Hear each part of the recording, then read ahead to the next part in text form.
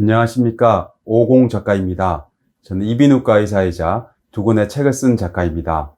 최근에 코로나 환자가 급증하면서 코로나 연령도 많이 낮아져서 최근에는 소아 환자들도 많이 오고 있습니다. 저희 에코 이비인후과에서는 소아 이비인후과를 진료하기 때문에 많은 소아과 환자들이 병원에 오고 있습니다. 소아는 어른의 축소판이 아니라는 말이 있듯이 소아는 어른과 다른 증상들로 내원합니다. 소아는 먼저 발열이 가장 많습니다. 그래서 열이 나는 애들은 요즘에는 거의 코로나라고 생각하고 먼저 검사를 한 다음에 진료를 가능하다면 보고 있습니다. 그리고 두 번째 증상은 어른들과 마찬가지로 목 아픈 증상이 많습니다.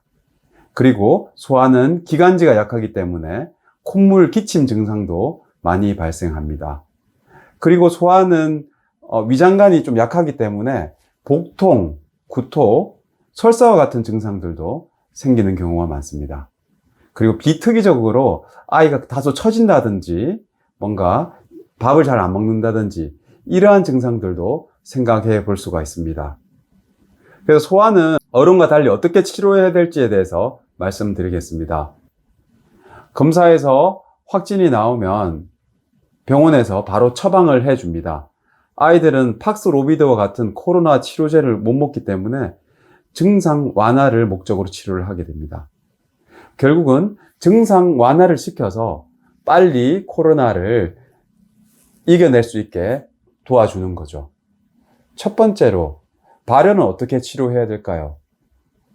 38도 이상이 넘을 때 치료를 하게 되는데요. 6개월 미만인 경우에는 주로 타이레놀 계통의 해열제를 사용하고요. 그리고 6개월 이상부터는 브루펜 계열 또는 타이레놀을 같이 사용하게 됩니다. 보통 해열제를 복용하고 2, 3일 정도만 지나면 좋아지게 됩니다. 72시간 이상, 즉 4월 이상 지속되는 경우에는 폐렴이나 다른 감염성 질환이 동시에 있든지 아니면 폐렴으로 발전했는지를 추가적으로 검사를 하거나 전문의와 상의를 한 다음에 진료를 받아야 됩니다. 물론 재택 치료를 해서 필요하다면 항생제 복용을 해야 될 수가 있습니다. 그래서 발열이 되는 경우에는 아이가 처지기 때문에 최대한 물을 많이 먹여야 됩니다. 그리고 수시로 발열 체크를 하고 필요하다면 4시간에서 6시간 간격으로 추가적으로 해열제를 복용시키는 게 좋습니다. 두 번째로는 목 아픈 증상은 어른들과 똑같이 역시 타이레놀이나 브루펜 같은 진통제를 통해서 통증을 감소시킬 수 있습니다. 항염증 작용을 원한다면 브루펜을 먹이는 것을 추천을 드립니다. 그리고 아이가 가글을 할 수 있다면 가글을 해주면 증상을 완화시킬 수가 있습니다. 목이 많이 건조하게 되면 통증이 더 심해지기 때문에 미지근한 물이나 찬물을 먹이면 좋겠습니다. 그래서 찬물을 먹는 경우에 기침이 너무 심하기 때문에 미지근한 물을 일단 하는 게 좋고요. 너무 심하다면 가끔 얼음 찜질 같은 냉찜질을 해주면 도움이 될 수 있을 것 같습니다.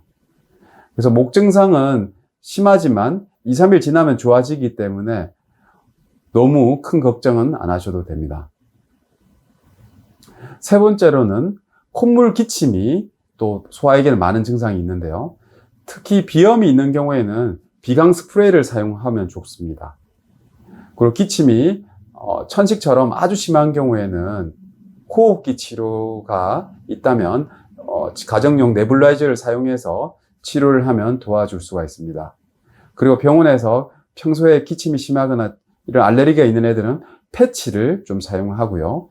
미리 자주 다니는 단골 병원에서 기침 약을 미리 처방하는 게 좋습니다.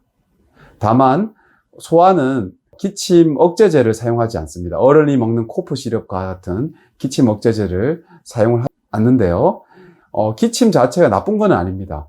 코로나균을 배출하기 위해서 하기 때문에 과도한 기침이 아닌 경우에는 좀 지켜보셔도 됩니다. 그래서 기침을 좀 줄이려면 미지근한 물을 많이 먹여야 되고요. 그리고 기관지에 건조하지 않게 가습기를 잘 틀어주는 게 좋습니다. 그리고 아이들은 위장이 약하기 때문에 감기가 걸리거나 이런 코로나가 걸리게 되면 위장이 약해지기 때문에 구토, 복통, 설사 이러한 증상들이 생기게 됩니다. 이런 경우에 탈수가 되면 안 되기 때문에 미지근한 물을 또 잘 못 먹으면 숟가락으로 조금씩 먹여준다든지 조금씩 자주 먹이는 게 좋습니다. 그리고 위장이 너무 안 좋다고 음식을 안 먹이면 안 되기 때문에 가장 흡수가 잘 되는 흰죽이라든지 미음을 먹여서 위장이 빨리 치유가 되거나 또는 위장 운동이 잘 될 수 있게 꼭 이런 음식들을 먹여야 됩니다. 그리고 너무 심하다면 전문의와 상의해서 약물 복용을 고려하는 게 좋습니다. 그래서 소아는 특히 어릴수록 표현을 못하기 때문에 의식 저하가 있는지, 발열이 앞에서 말한 것처럼 3일 이상, 그러니까 4에 5일 되는지, 또는 탈수가 되어서 입이 파래진다든지 아니면 뱃살에 탄력이 떨어진다든지 이런 것들을 보면서 잘 관찰을 해야 됩니다. 저도 아이를 4명을 키우는데요. 그러면 어떻게 우리 아이가 코로나를 덜 걸리게 하거나 코로나가 걸리더라도 빨리 나을 수 있게 어떻게 면역력을 기를 수 있을까 생각해 보았습니다. 첫 번째, 가장 중요한 것은 잠을 잘 자야 됩니다. 의외로 부모님 생활 습관에 따르기 때문에 부모님들이 늦게 주무시거나 하다 보면 아이들이 가장 중요한 10시에서 2시 사이에 충분한 잠을 못 잘 수가 있습니다.